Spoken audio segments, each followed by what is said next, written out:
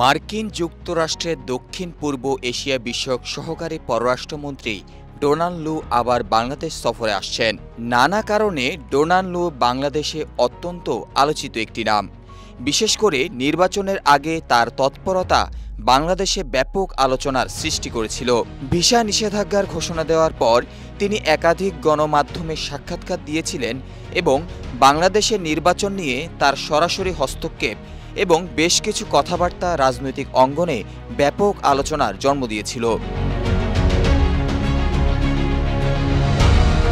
বাংলাদেশের নির্বাচন ত্রুটিপূর্ণ এই বক্তব্য রেখেই বাংলাদেশের সঙ্গে সম্পর্ক এগিয়ে নেওয়ার বার্তা দিয়েছিল মার্কিন যুক্তরাষ্ট্র।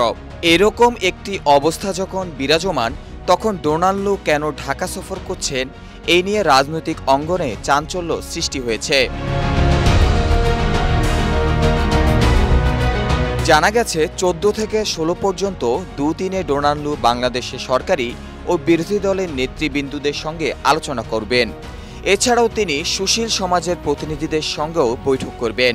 এর আগে মার্কিন যুক্তরাষ্ট্রের উপসহকারী পররাষ্ট্রমন্ত্রী আফরিন আক্তার বাংলাদেশ সফর করে গেছেন। আর এবার ডোনাল্ড লুর বাংলাদেশ সফর কী বার্তা দেবে তা নিয়ে নানা রকম জল্পনা কল্পনা চলছে।